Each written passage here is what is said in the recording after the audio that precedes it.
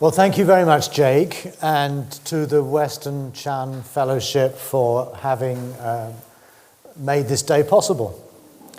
What I'm going to be doing through the day is alternating between silent periods of meditation, talks and discussions, and I hope to somehow balance that out so that it's not all about absorbing and thinking about information, but having enough time to actually just sit still and reflect and observe what some of these ideas might actually mean in the context of our lived experience here and now.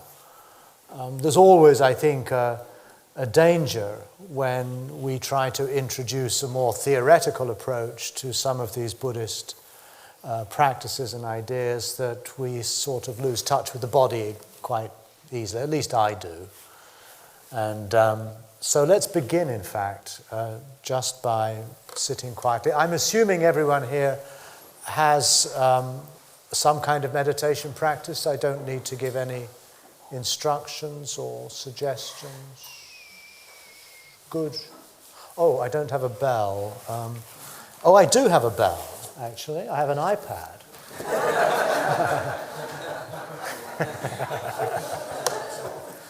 I keep forgetting. I've got a very nice. I've actually got a whole range of bells in this thing. Oh, there we go. Boom. Timer. What's the time? It's 20 to 10. Let's sit for, say, 20 minutes, meditation, 15, okay.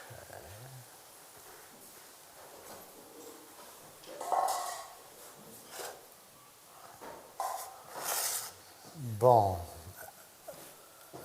alors c'est fait, c'est parti.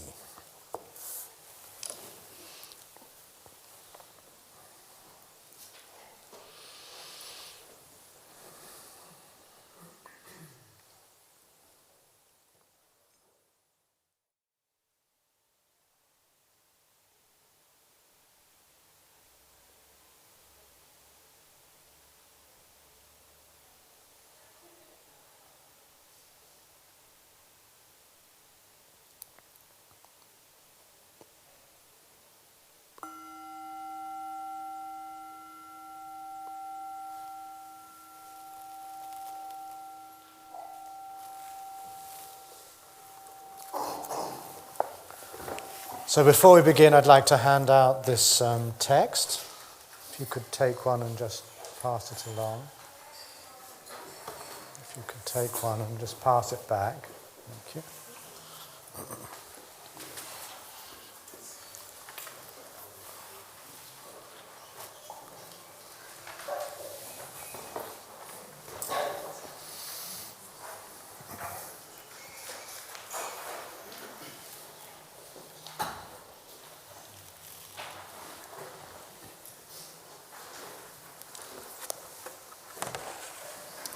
So what I'm passing around is just a kind of a little map of what we're going to be looking at together today.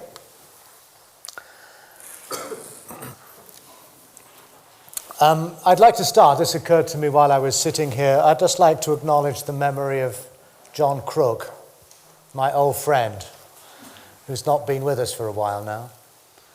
And it's nice to be with you who are here in, I suspect for many of you, because of John's teaching and his example and his work.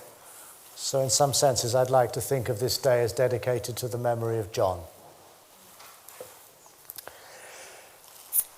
What I'm going to be talking about today is something that I've been thinking about and writing about and being confused about for an awful long time. And I would even go so far to say that my work as a writer, as a thinker, has, over the last 40 years now, been primarily concerned with trying to get to grips with the core ideas, the core concepts, or the core values that inform the practice of the Dharma. And my whole, Jake mentioned my agnostic approach, which has also morphed into a period when I thought of myself more as an atheist than as an agnostic. I've now dropped those labels in favor of the term secular Buddhism. But frankly, I think all of these labels are at best pointers on the way. I honestly don't know where this encounter between the Dharma and modernity is going to end up. There will no doubt be many surprises ahead of us. Like one of the great surprises that I've experienced in my time as a Buddhist, the sudden viral spread of mindfulness.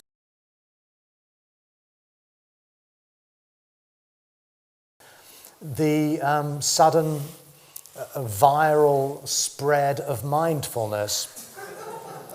Again, we take this for granted now, and Martine showed me a passage in Grazia magazine yesterday where apparently Hollywood A-listers, whatever they are, can now do an extremely expensive facial, which I think has to do with putting cream on your face or something.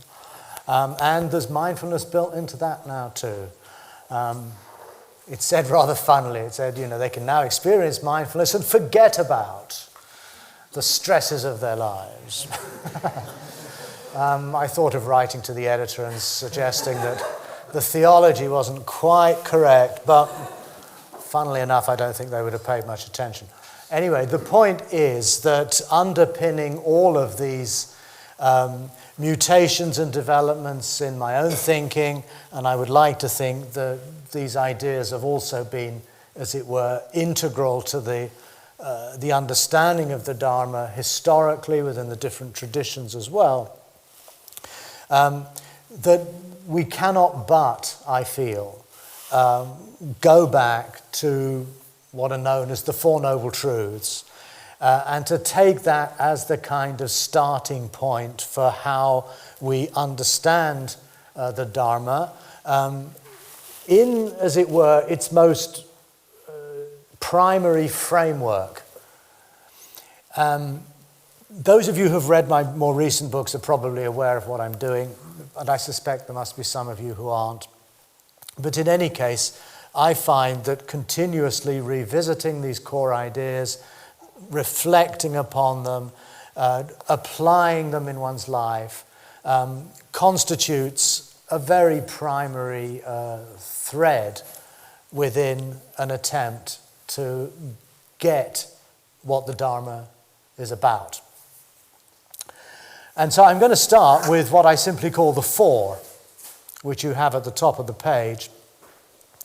And these are, I think, almost like the four nucleotides, I think is the term used, of DNA. DNA has four nucleotides or nucleobases. I'm not a scientist, I just memorized these words, I don't know what they mean. But I think you have A, C, D, and T. You have four enzymes or amino acids or something.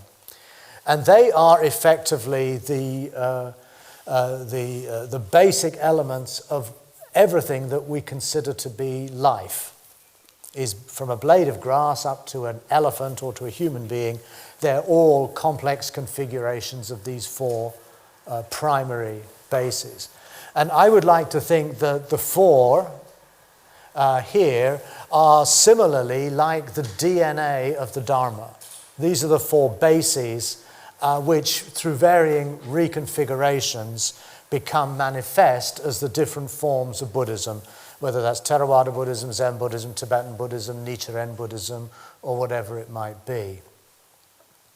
So in a lot of the classical writings, I think, for example, of Nagarjuna and others, and when I was training as a Tibetan Buddhist monk and doing a lot of Buddhist studies, these four are very often listed just as suffering, arising, ceasing, way. 4 words. It's short. It's understood to be shorthand for the Four Noble Truths. I'm not sure it is shorthand for the Four Noble Truths, even though that's how it's used. I think these are the 4 key terms that have been configured into the Four Noble Truths. But I think you can configure them differently.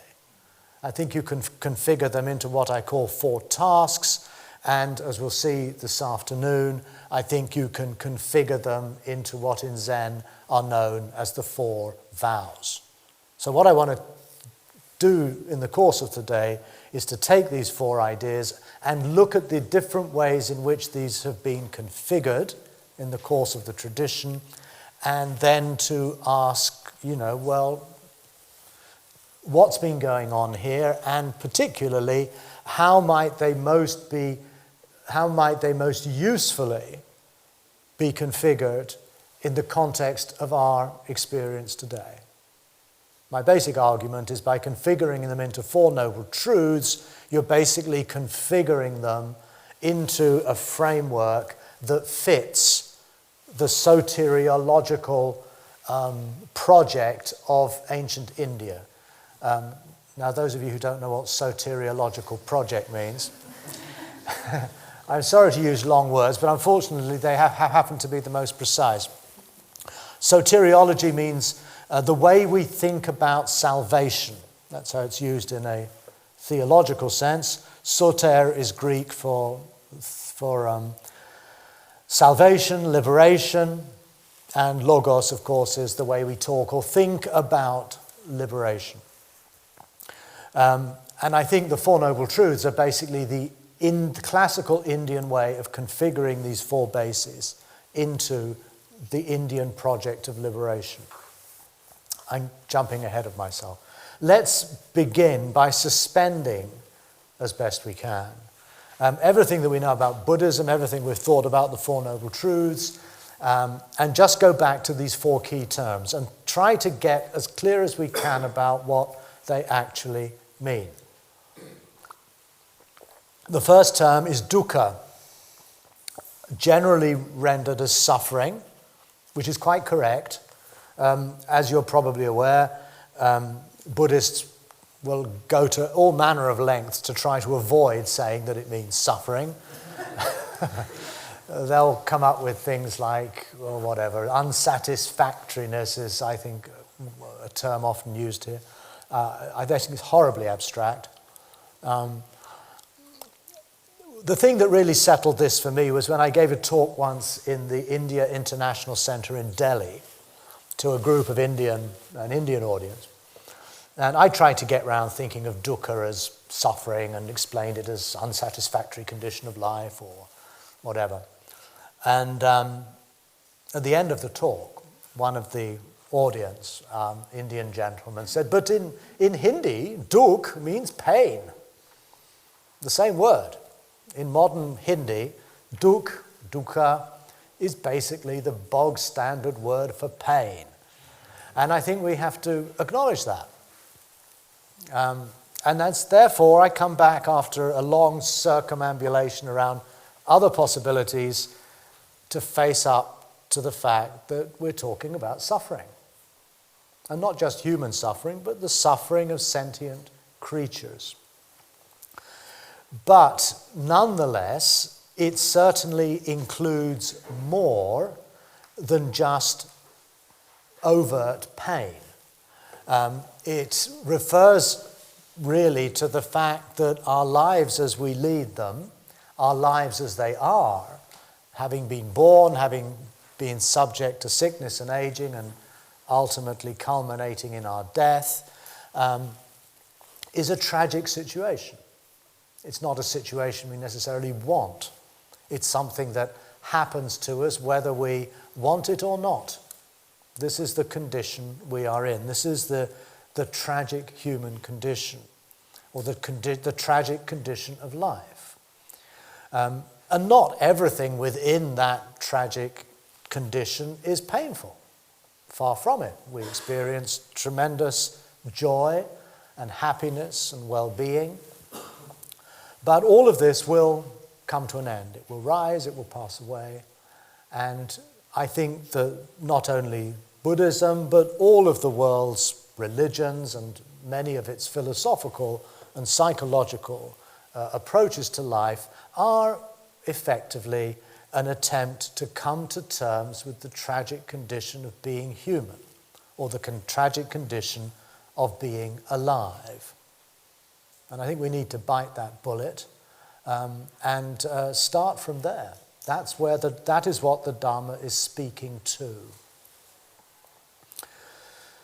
So that's dukkha. The second term is samudaya. This is probably less well known. Dukkha is becoming fairly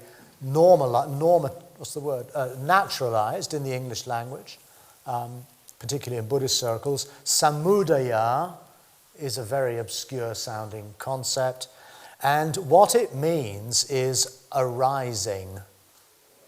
That's all it means. It just means arising, something that rises up. And udaya, there's two parts. Sang is an intensifier particle. It means like fully or completely.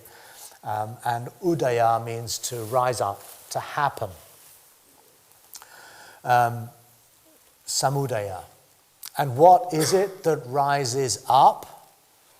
Well, this is now where we get already into controversy.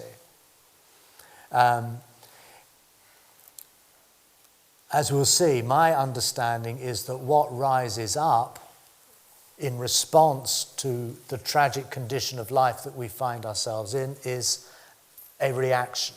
We're not passive, inert creatures who just blankly go through life untouched by what's going on around us, but we are sensitive, responsive, reactive creatures for whom every situation in life prompts some kind of response.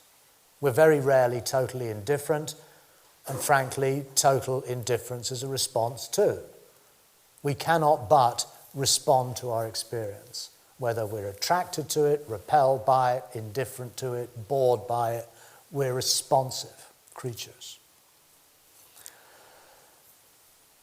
What it specifically refers to, therefore, is the arising of reactivity. And since the Buddha is concerned with treating the malady of our lives, then he focuses on the things that arise that cause us trouble. We're going to go into this later on. But for the time being, just try to remember the word arising. The third term is the opposite of arising. It is ceasing. Nirodha, again a term some of you are probably familiar with. We have arising, and once something has arisen, it ceases. Arising, ceasing. If you go to the very end of the page, the bottom line, it says everything that arises is something that ceases. Okay, whatever is samudaya is, whatever is a samudayam dhamma, an arising thing, is a nirodham dhamma. It is a ceasing thing. And this little quote in italics and between inverted commas is the phrase that occurs in the Buddha's first discourse, at the very end of the first discourse, when one of the five ascetics who's attended this talk understands what the Buddha has been talking about, and it says that his Dharma eye opened. And when his Dharma eye opened, he said, whatever is of the nature of arising, that is of the nature of ceasing. Everything that arises is something that ceases. And that insight was equivalent to his having gained what in Zen you'd call a satori, a moment of enlightenment. In Theravada Buddhism, early Buddhism, in the suttas, it's called entering the stream of the path. Now, at some level, this sounds almost banal. Whatever goes up comes down. So it's clearly not just a generic acknowledgement of if A happens, B happens. It's very specifically to do with certain elements of our life that rise up are also of the nature to come to a stop. And this becomes almost a slogan of the early Buddhist community. You find it likewise when Sariputta, one of the Buddha's senior disciples, when he first understands the Dhamma, he also says, whatever is of the nature of arising is of the nature of ceasing. So it looks as though it became a kind of a catchphrase of the early Buddhist community. And the two key words are arising and ceasing. In other words, term 2 and term 3 of what I call the Four. This is, to me, an very important point. I know this might sound a little bit abstract right now, but I assure you that we'll move more and more into concrete examples. And the fourth of these four is Magga, the path, the way, specifically the Eightfold Path, which of course is more than just a vague generic notion of a spiritual path, but it's a way of life that includes every aspect of what it means to be human. The way we see the world, the way we form intentions, the way we speak, the way we act, the way we work, and so on. So here we have it, suffering, arising, ceasing, way. And from those four nucleotides, we can construct the whole of Buddhism. And I would argue we could construct Buddhism not just in one mutation or one form, but in evolving and changing and mutating forms as well. And the first way that this was done is in the doctrine of the Four Noble Truths, or the Four Truths in short, and that's what I want to look at now. How do these four terms then get teased out or fleshed out into a set of truths? Now, for me, the word truth is already problematic. Again, we don't have time today to go into a detailed exploration of the ways in which the Buddha uses the word truth in the early discourses. But I once did a search through the Samyutta Nikaya just to see the number of times the Buddha uses the word truth. Something like 95% of those times are when the word truth is found in the formula Four Noble Truths. Okay, so we take all that aside.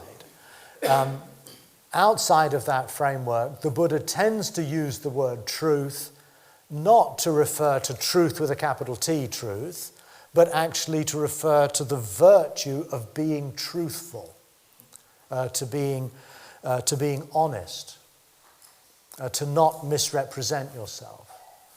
And I think what happened is that truth started out life as a virtue, and it became, over time, transformed into a metaphysical idea. The truth of reality, ultimate truth, relative truth, all of these terms which are part and parcel of Buddhist discourse, I think evolved over time rather than were present at the outset when the Buddha was teaching. I don't want to get too much into this sort of technicalities, but philological studies of the Buddha's first discourse, which is the one in which he presents the Four Noble Truths, have shown, I think, quite convincingly that the phrase noble truth was actually built into the text at a later point. That the original text, according to K.R. Norman, who's one of the specialists on this, did not include the word noble truth. So noble truth, I think, came along at a later date. But whether that is the case or not, the reality is that Buddhists of all traditions and at all times in history have accepted that the Buddha's first teaching is on the Four Noble Truths. That's the kind of the fundamental template. And before we challenge that, let's actually look at what they say, and particularly look at what they say in terms of a further development of the key concepts of suffering, arising, ceasing, and way. So the first thing that you notice is that rather than just four key terms, we now have four propositions.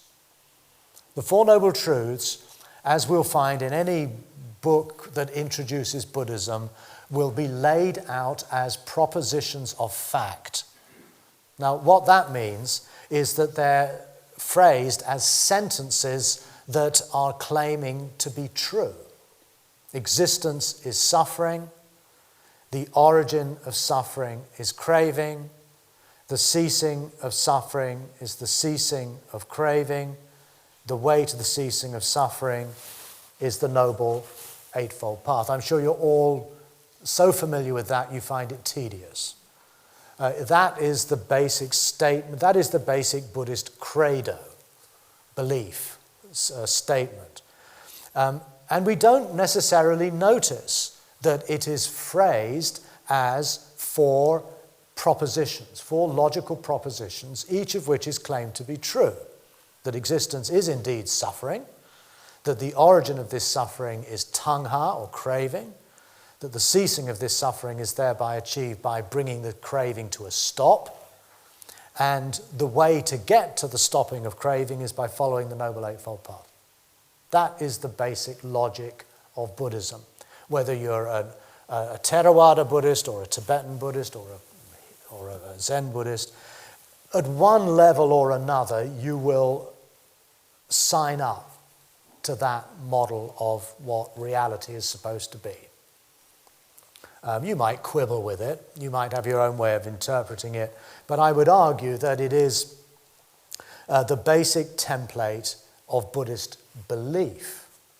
Because as soon as you set up propositions, truth claims, you're inviting the reader to accept or reject those truth claims, or arguably to say, I don't know. You could have an agnostic position. But broadly speaking, if you consider yourself as a Buddhist, then that would be understood that you are a person who, to some degree, accepts that these four claims are true.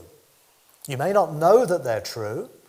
You may not know that that suffering is caused by craving. You may not really understand that, but you're willing to give the Buddha the benefit of the doubt, or your teacher, or generations of Buddhists. You say, okay, I'll buy that as a working hypothesis at least.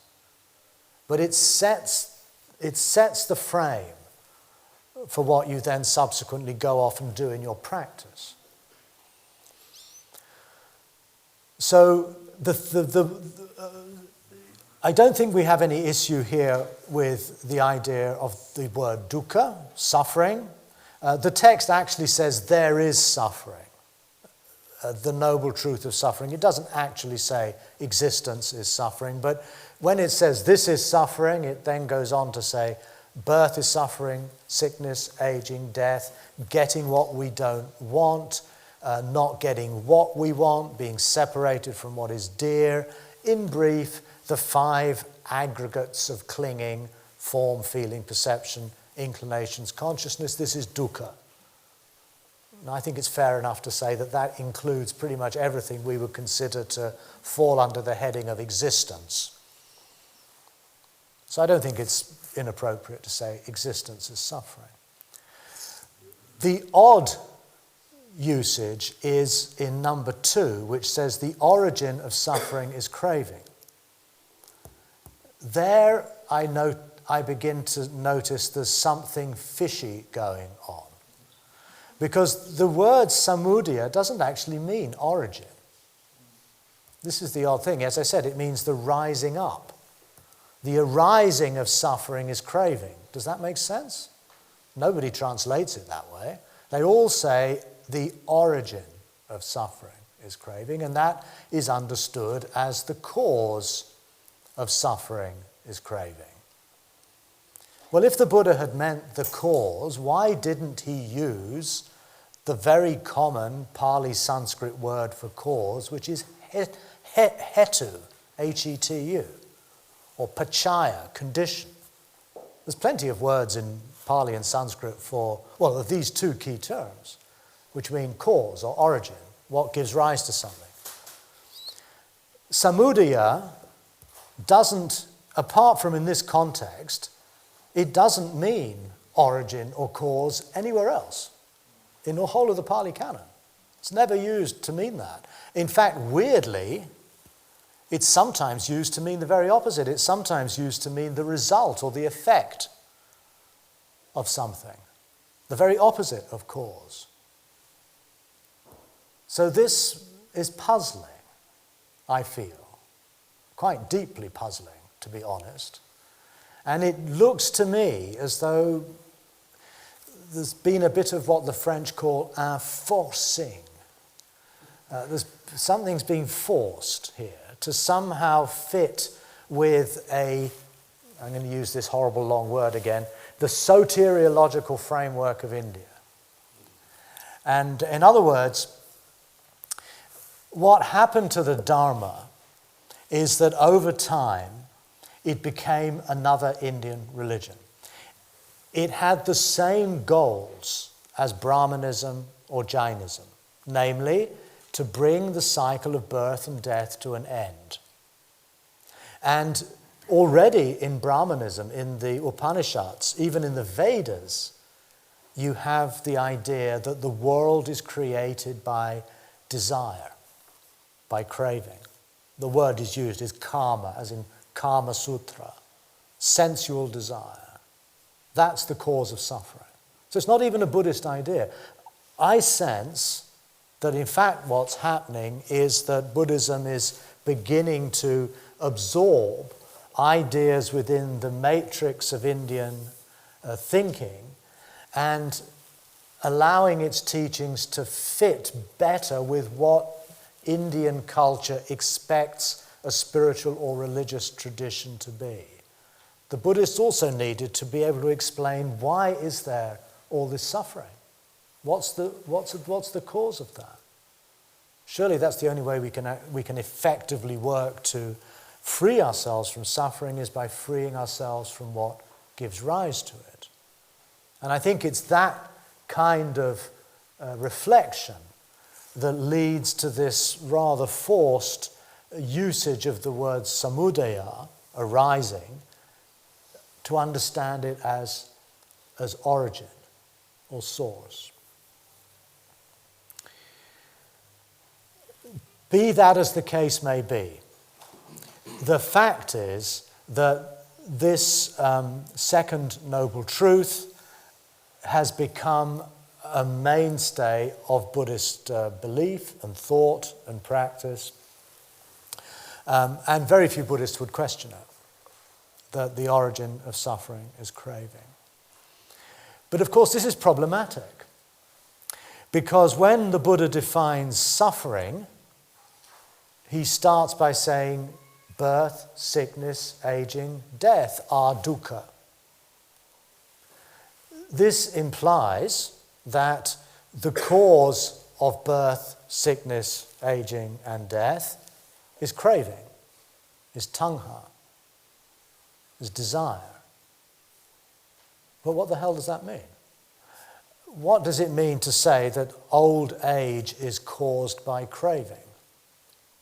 My mother got very, very old, lived until she was 99, but I have a funny feeling if I went and told her when she was 97, let's say, well, I know this old age is really a pain in the neck, Mum, but we've got a solution for it. It's craving.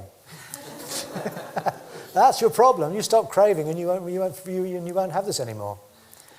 Now, we laugh, but that's actually what the text is saying. And the only intelligible way you can understand it, which is the traditional Buddhist way, is to say, well, actually, the craving causes you to be reborn.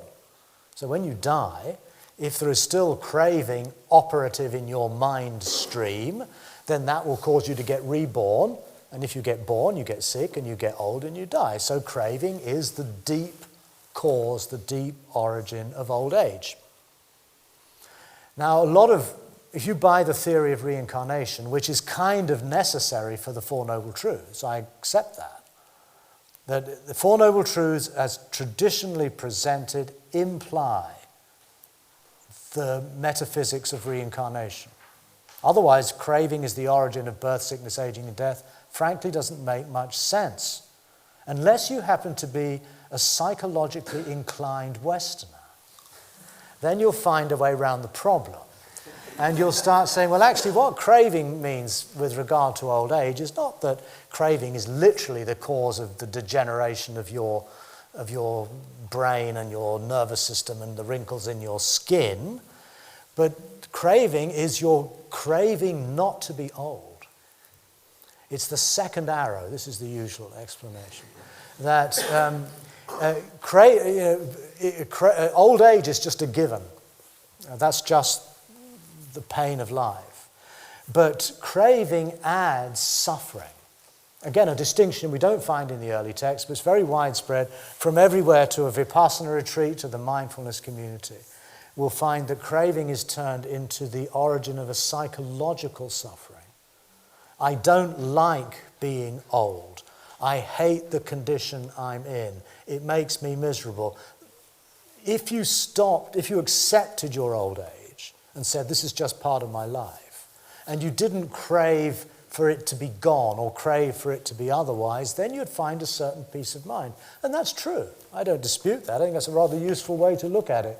But I don't think it's got anything to do with the Four Noble Truths. I don't think it's got anything to do with this. And I think the danger with that approach is we turn the Dharma basically into a sort of psychological self-management. It becomes psychologized. And I think in doing so, although I think the psychology is quite good, I think it reduces the potential impact of the four. It's turned it rather into a subjective practice. And it's about strategies of coping with my human condition by not being so reactive, by being more mindful, by not grasping, by not wanting things to be otherwise. That's all very good. I've no problem with that at all. I'd recommend it myself.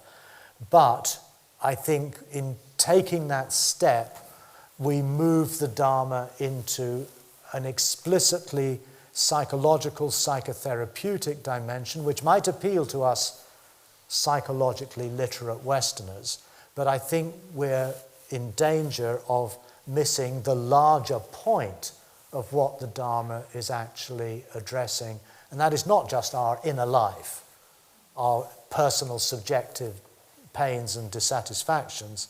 It has to do with coming to terms with life as a whole. We'll come back to that. The ceasing of suffering, third noble truth, is the ceasing of craving. So the idea, if you get rid of craving, then you'll get rid of suffering. But again, that can only really be fully understood if we accept the doctrine of reincarnation, because as long as we're in this body, we're going to suffer.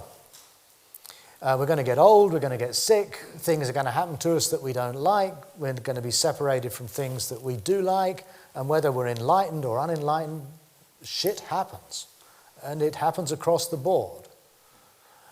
So the ceasing of suffering therefore has to mean, if we take this text, literally, it means the ceasing of birth, the ceasing of aging, the ceasing of sickness, and the ceasing of death, which is the traditional position. Nirvana, the parinibbana, the final nirvana, is when these things don't happen no more. And since craving is the engine that drives this cycle, then by getting rid of the engine, then those consequences just will not occur.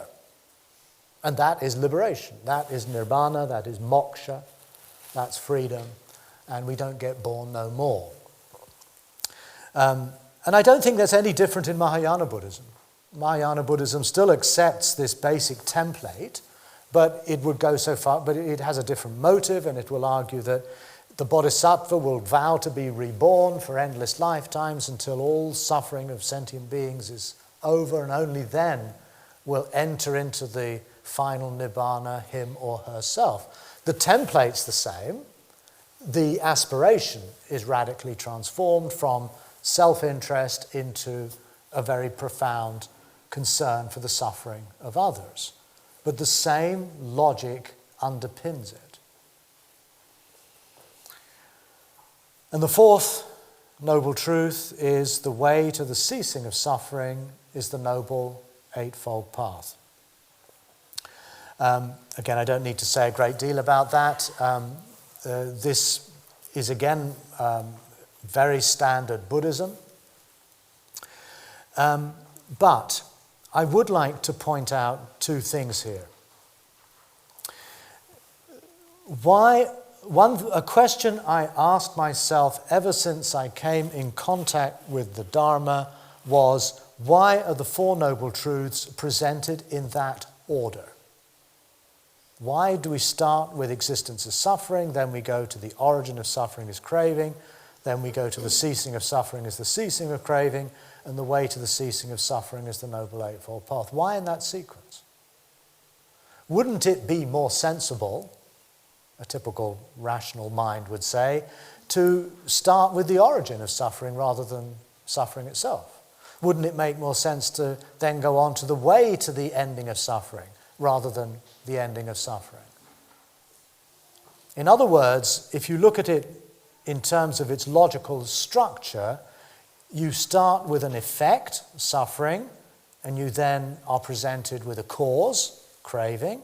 You then go to another effect, the ceasing of suffering, and you then go back to its cause, the Noble Eightfold Path, which leads to it. So it goes effect, cause, effect, cause. Now, I find that aesthetically unattractive. Now, again, you might laugh. I think there's a beauty in the Dhamma, and this is not a beautiful way of presenting the core teaching. It's clumsy.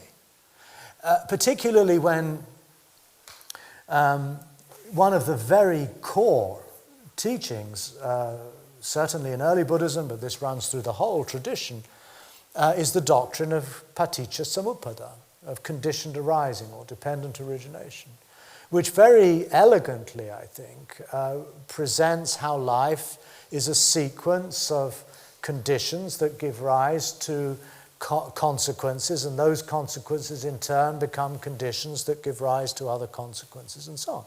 And that's, again, another standard view of the world that is characteristic of the Dhamma. Why, therefore, would these four truths not likewise be phrased as one condition gives rise to consequences, and that becomes a condition that gives rise to consequences? No, we've got this rather clumsy, here we have the consequence, and now we go back to the condition. Here we have the consequence, now we go back to the condition. I've always felt that to be awkward. And that's been a question that I've struggled with for an awful long time. But I think I've solved it. I think I've resolved that problem. And that is, and now I'm going to leave the Four Noble Truths. I hope that should be clear enough. I don't think I've said anything particularly unorthodox there, apart from some of the critical comments I've made. But basically, that's the Four Noble Truths. Now, the Four Noble Truths are presented in the text called the Dhammacakkappavattana Sutta, the discourse on turning the wheel of the Dhamma. The first discourse that the Buddha is supposed to have given to the 5 ascetics in the deer park at Sarnath, approximately a couple of months after his awakening in Uruvela, or what we now call Bodh Gaya. And there he delivers this discourse. Now, clearly, the discourse that we now have, the Buddha's first discourse, it's very short, just a couple of pages in English, is clearly a highly worked text.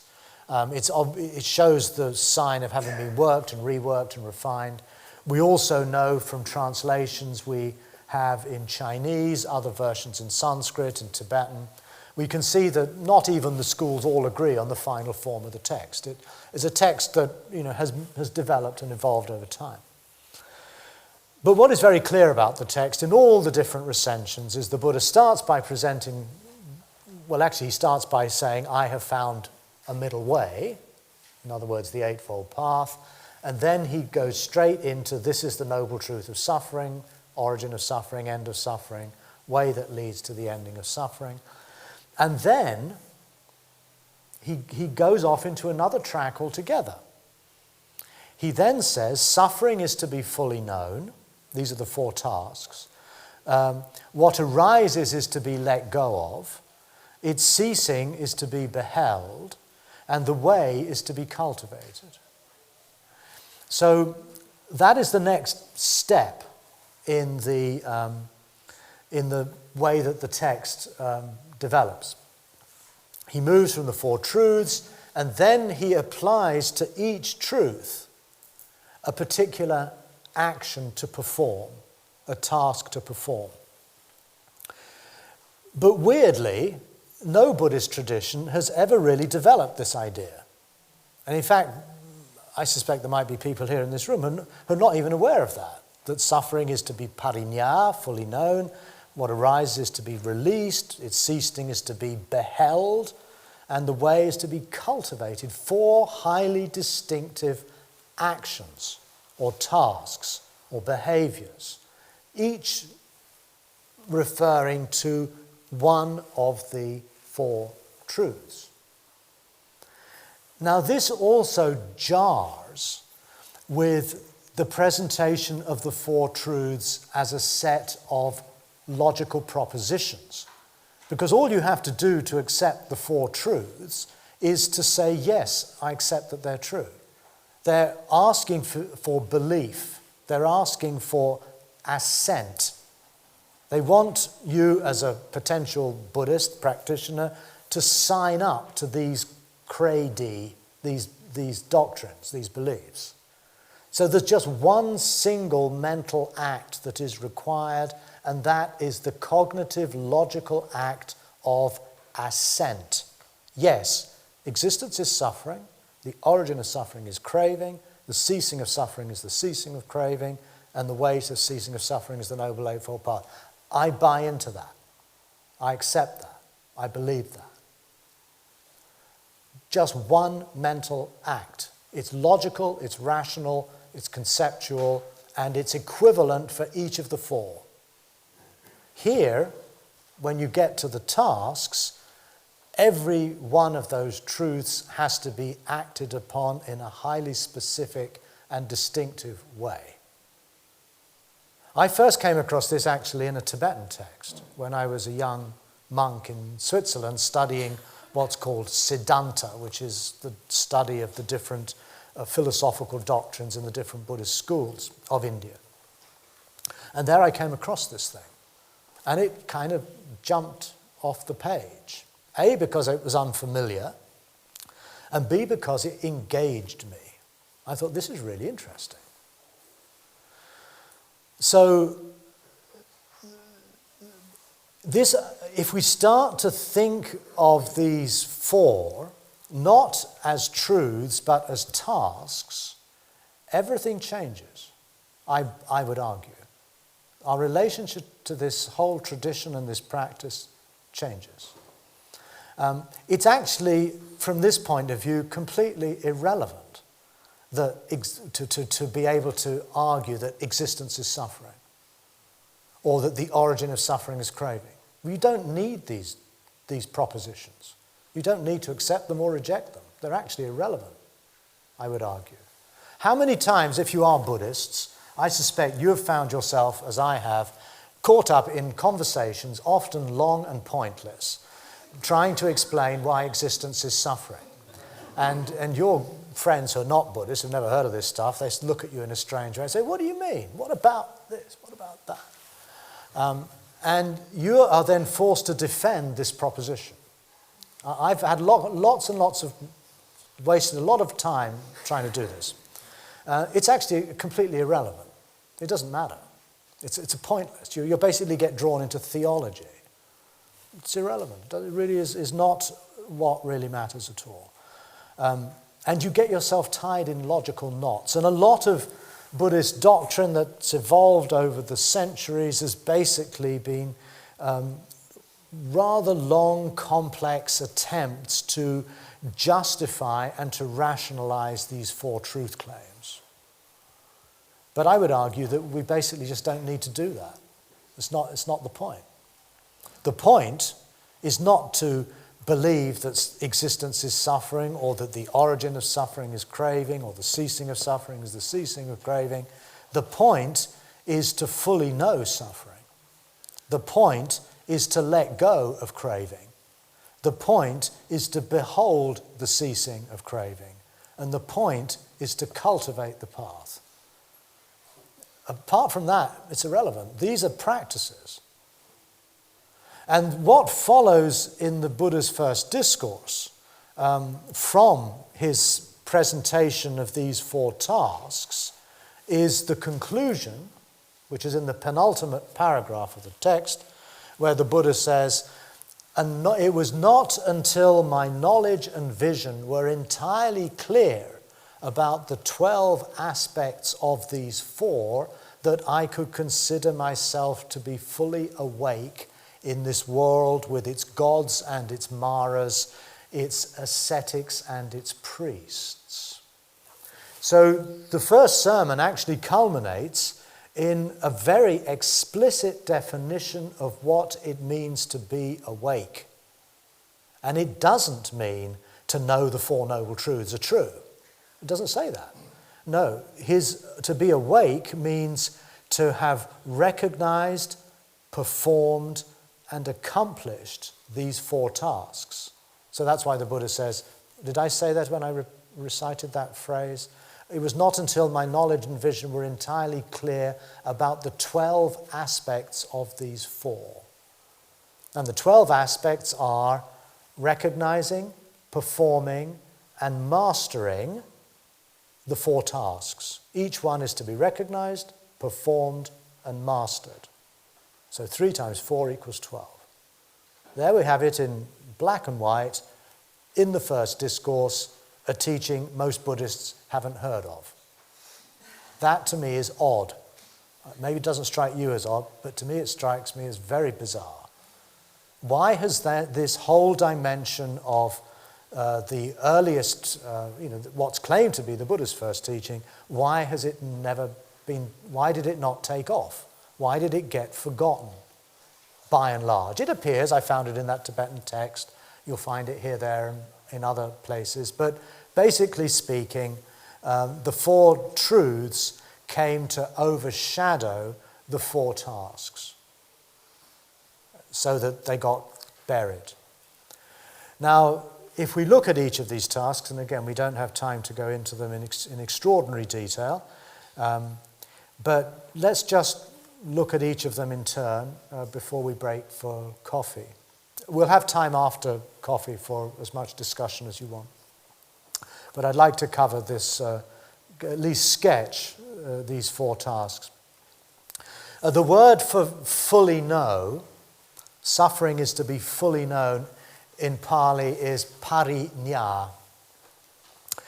Pari means around, like that, around something. Nya is the same nya as you find in panya, prajna, which means to know.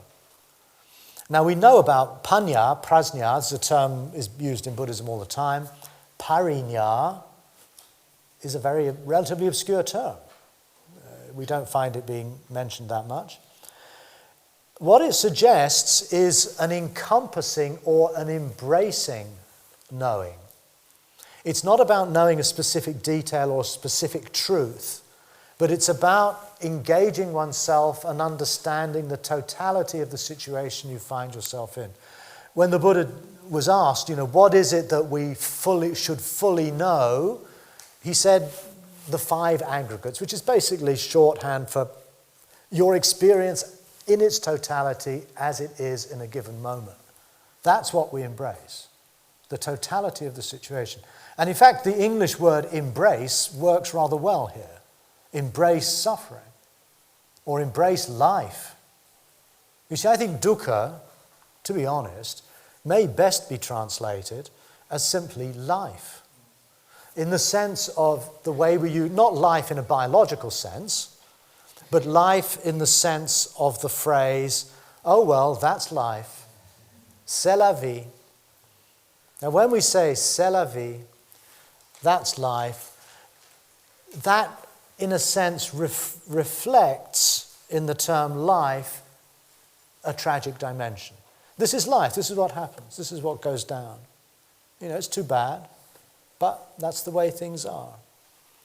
So in some senses, dukkha parinya, fully knowing suffering, is to embrace life, to say yes to life. That's what it boils down to. In German you have this lovely word, ja sagen, which literally means to say yes. But it's the German word for to accept. If you accept something, if you accept someone, you say yes to them. Someone reminded me the other day that it's similar also to Nietzsche's idea of amor fati. You come across that you see it in Nietzsche's, what's the name of that book? That short book he wrote. No, not Thus Spake Zarathustra.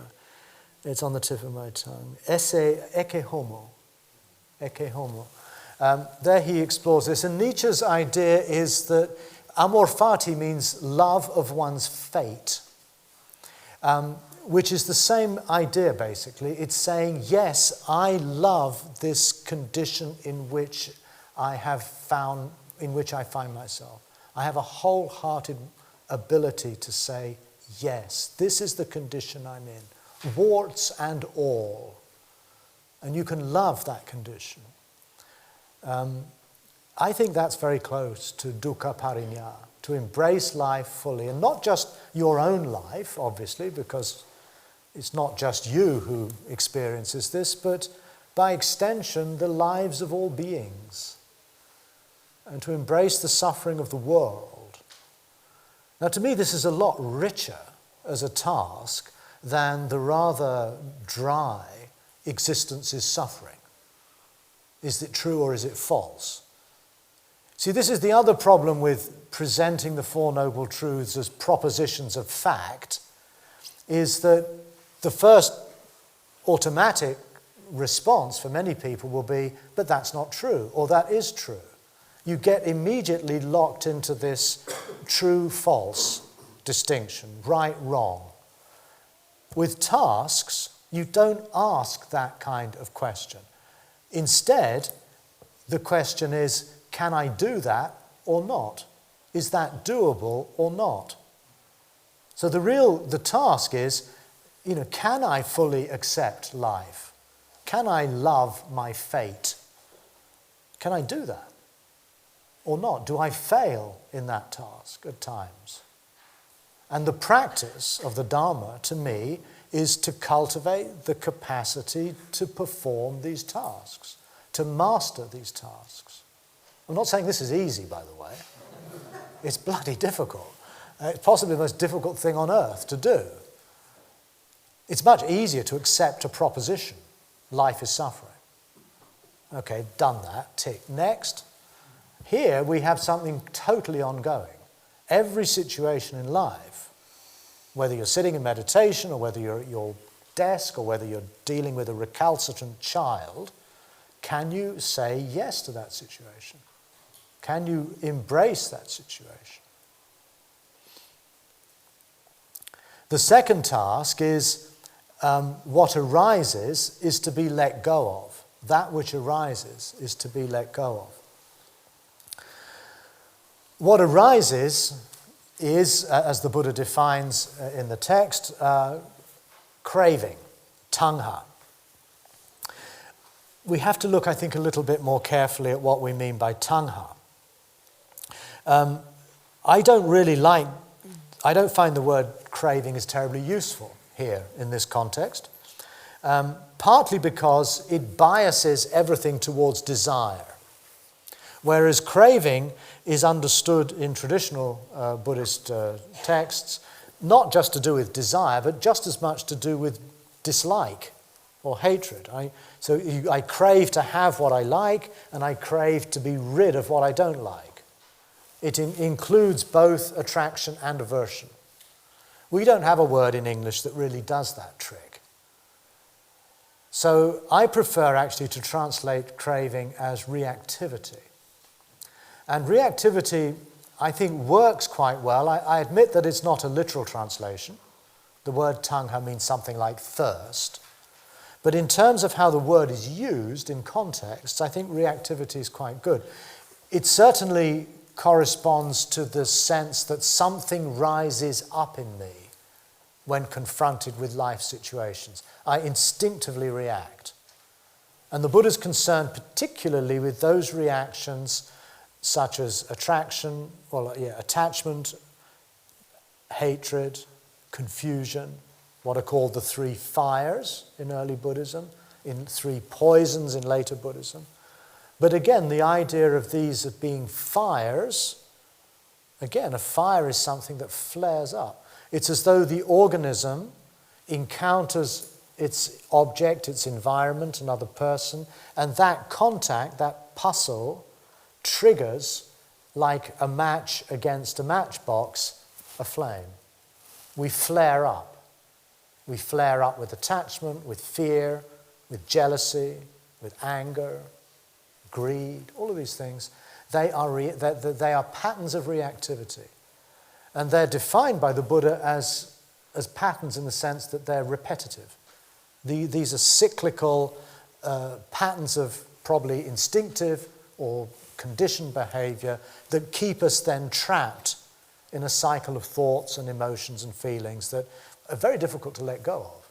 But that's the challenge of the second task. Let go of what arises.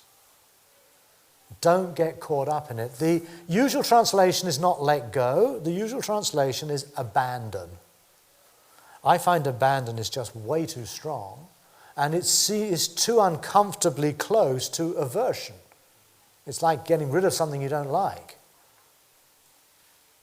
Pahana, I would take as let go of. In other words, don't get caught up in.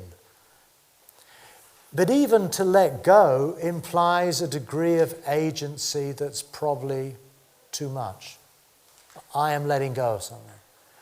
The reality is, and I think this is possibly where the Buddha's genius lies, is that letting go basically means just letting it be. It's about not doing anything. It's not about identifying with it and saying, shit, I'm really angry. But nor is it saying, oh no, I'm a Buddhist, I shouldn't feel angry, let's push this aside. I don't want to know about this. I don't like this feeling, I can't accept it in myself. Letting go is basically seeing it for what it is and just allowing itself to play itself out, which follows the slogan, everything that arises is something that ceases. It will come to a stop of its own accord. You don't actually have to do anything. And this is how the whole therapy of mindfulness it works on the same principle. You, instead of buying into what you're reacting to, what your reaction is, you just observe it as a play of the mind and you don't identify with it and it'll fizzle out by itself. So again, it sounds like a nice idea, but in practice, it is actually very challenging, very demanding. But once you engage with this practice, once you begin to notice that these reactions that arise are also things that with their own nature will cease, you see that ceasing, then you move into the third task, which is to behold the ceasing.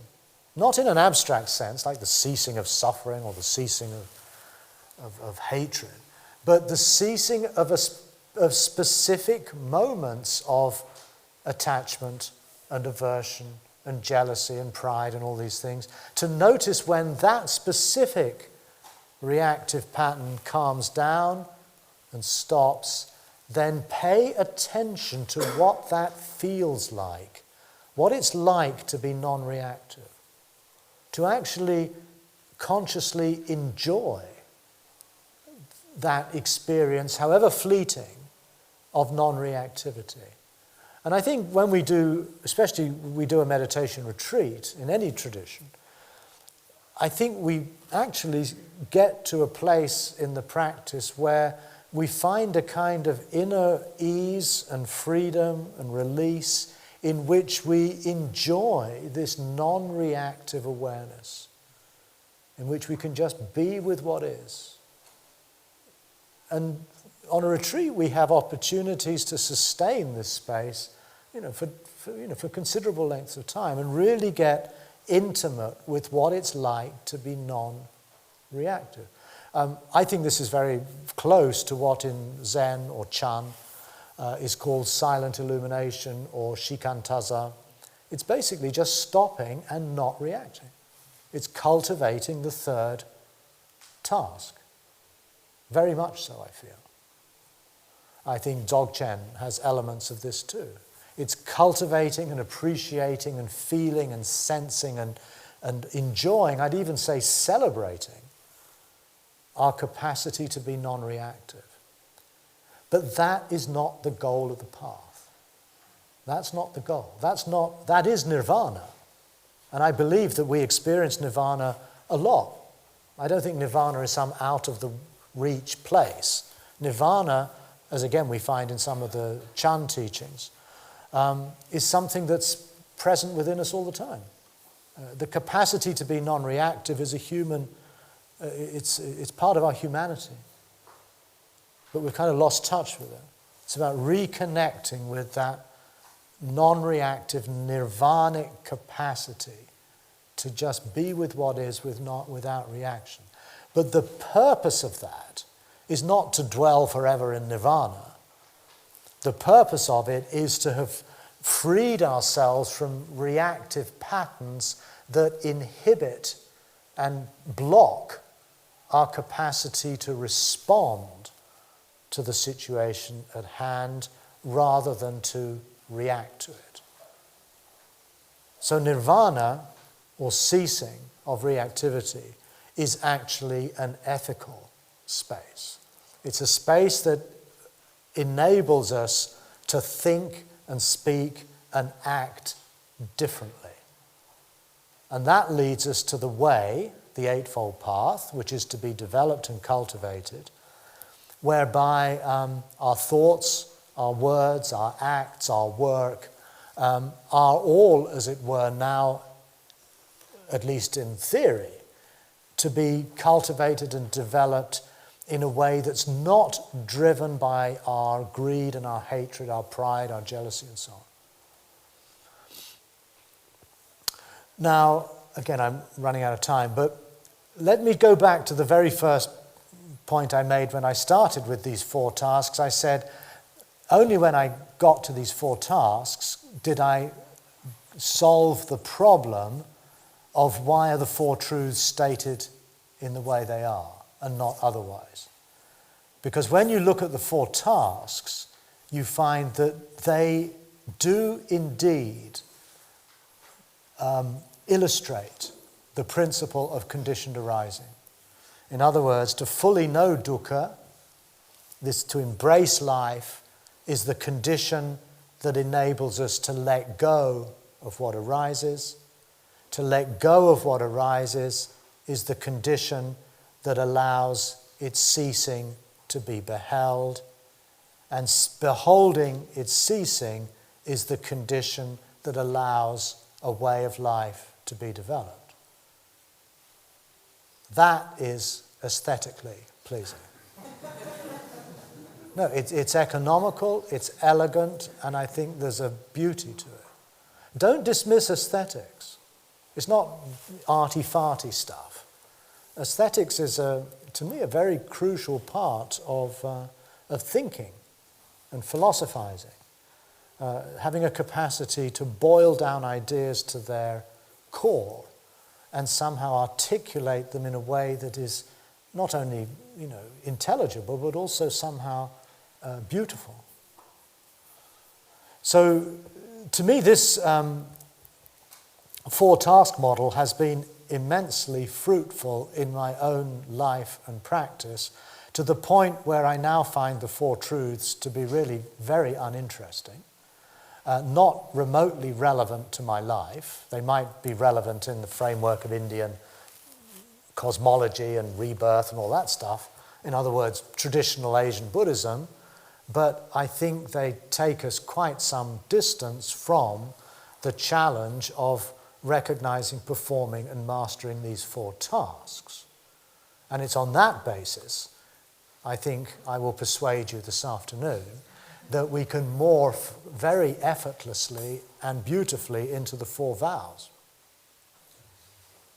Okay, tea time. We'll have, how long should we do this? Less than half an hour, so if we'll just... Let's come back at 11:30. 11:30. So 11:30 we'll come back and we'll open this all up for discussion. Coffee and tea at the back. Just one other thing. I've got two books here.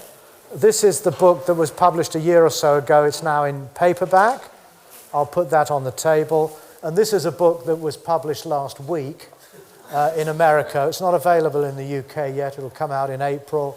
It's called Secular Buddhism. And it's basically a collection of essays, articles, interviews that I've done over the last 20 or so years. I'll put both these on the table. Thank you.